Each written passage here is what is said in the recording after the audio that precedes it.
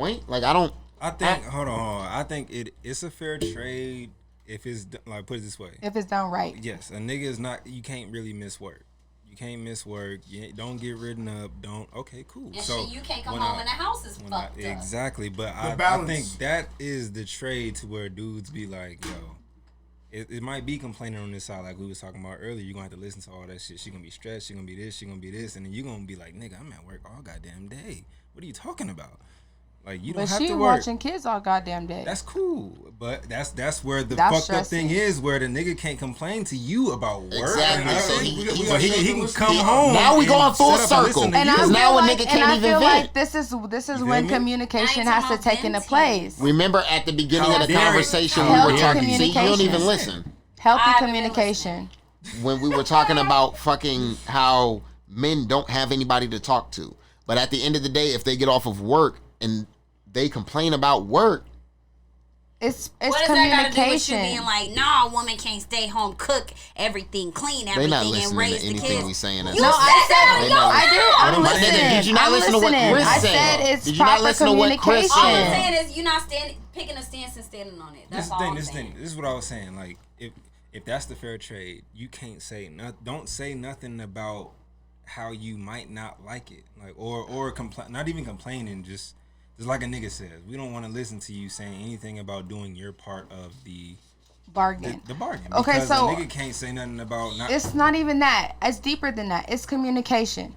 Now, if you come home and you're already mad at me, you like, damn, this bitch don't pay shit. You irritated with me already because I've been at home all day. You've expressed to me that you're frustrated because you work hard and I'm at home all day. Yep, and then you're complaining about work. See? Versus you're like, no, yourself. let me finish. Versus like, you come home, your wife is happy because she's comfortable. She's been helping your kids all day. She's receptive to you coming home and she's willing to listen to you on your day at work. She's willing to listen. So it's deeper than that. How well do y'all communicate? If you make her feel happy while she's at home taking care of the kids, she's gonna be more receptive to hear about your day at work. Now if you make her feel like shit that she's at home all day taking care of the kids while you're at work, she don't give a fuck about your job when you come home complaining about it, because you already make her feel small that she doesn't work at all.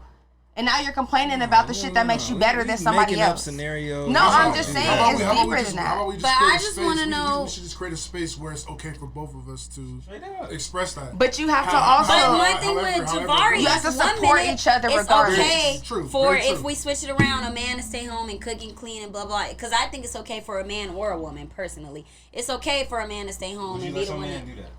No, she if wouldn't. I made enough money, hell yeah. Oh, so and I don't gotta babysit. I mean, not babysit. Sorry, they're my kids. She know her nigga at home every time she get off work. They're my kids, not babysit. But I know my man at home every time I get off work. They have a great relationship with their father. That's rare. I would love that. But then the other thing is if I loved my job, because if I was at a job that was miserable. Yes, then I wouldn't want to do that. I would that. have to love my job. You never mentioned that. You never brought that up. That's what I'm saying. You over here sounding like you're either misogynist like that's one scenario. But certain stuff matters, and you didn't mention that. Variables definitely matter. My man hates his job, but he supports us and blah blah blah. If I knew my man's job was making him miserable to the point where he wanted to come home at night and literally cry and kill himself, then I would, then I'd be like, well, let's figure something out. Like maybe you should take a job that this less pay, and I'll get a job also. We'll take the kids somewhere, or we'll put them in daycare. That's what I'm saying. Things are like financial responsibilities can still be communicated in the home, even though you're the only one that works. It's compromise. So you didn't mention that before. Had you mentioned that, I would have said something else. Like,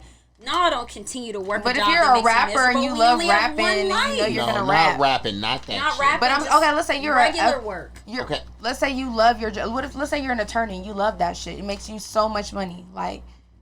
What if you hate it? So much happiness. I feel offended. You niggas said if you're a rapper and they didn't want to talk about it. The fuck going on? Because it's not often music, that somebody's man is a rapper. That's all. It's just not common. That's the rare thing. It's just not common that somebody's man. We didn't mean it like that.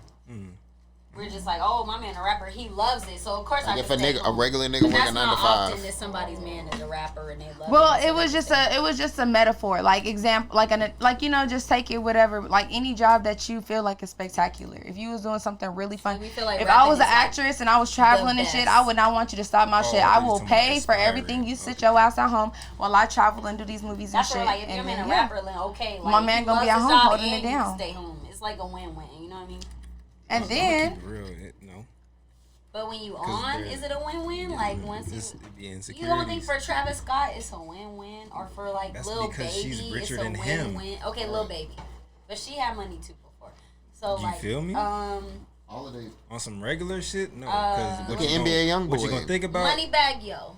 She had money before. Nah, she was fucking with niggas before. But not more than bag. She had more than bag. She was fucking with niggas before. It's a win-win. She had more than bag. She was like me if I was fucking with a rich nigga. She ain't nothing. She was not nothing big. No, I'm saying like it's just like she was just a regular ass female who was fucking with rich niggas. Don't get me started. They all be regular. G Herbo, they're all still regular. G Herbo was not the richest rapper. She had a meal before she got with Lil Baby. No disrespect. G Herbo's not the. She got on by selling bundles. Richest rapper. Okay, that's what I'm saying. She had a meal before she had even wrote a book about starting a business. I don't believe she had a meal, but I respect that. She did. She started selling bundles and clothes, and she wrote a book about how to start a business. She had a meal before she met Baby. Her family had money.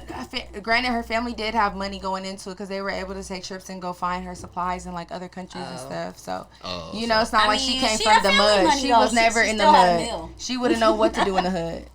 So she was always a rich bitch. Always? Low key, like her family always had. She made it out the mud. Well, her family was probably like I would say they're not middle class. They're upper middle class or upper class. Yeah, like they had money. But yes, so anyway, like I was saying to Vari, if I knew my husband, even though he was the sole provider, if I knew his job made him miserable, because one, nobody should want their partner to be miserable. That should make you miserable.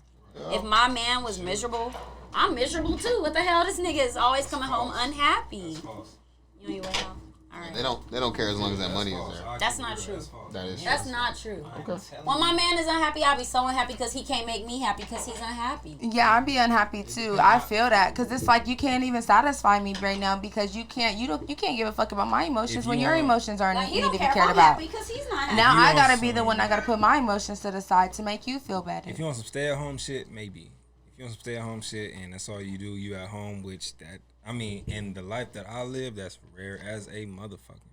But if you want some stay-at-home shit, then yeah, him not being happy really matters.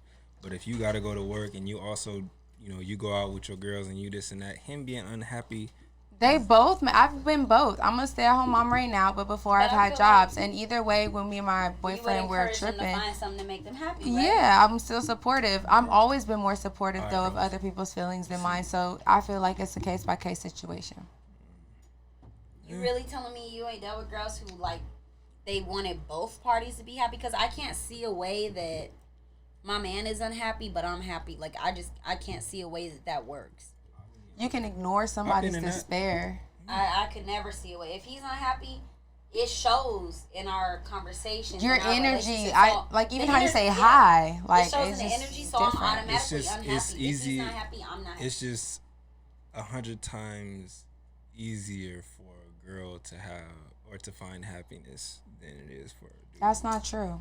I highly disagree. That's not true. I'm not gonna say to find happiness. I will say to be happy. And I'm just saying. That's not true. Why is that? I definitely. But why? I think it doesn't have to do with gender. I think it has more so to do with emotional intelligence and emotional awareness. Because I feel like I'm learning a lot more now that I've been reading and going to therapy and stuff. I'm more receptive to other ideas. Uh-huh. So I feel like certain people that experience certain trauma, regardless if they're male or female, are gonna react certain ways. Mm-hmm. It takes somebody that's emotionally mature to be bigger than their trauma and to be able to comfort other people. Mm-hmm. Not everybody has those traits. Mm-hmm. It has nothing to do with male or female. It's just hard. And that's why a lot of people have trouble dating. That's why it's a lot of single people in the world. It's hard to find.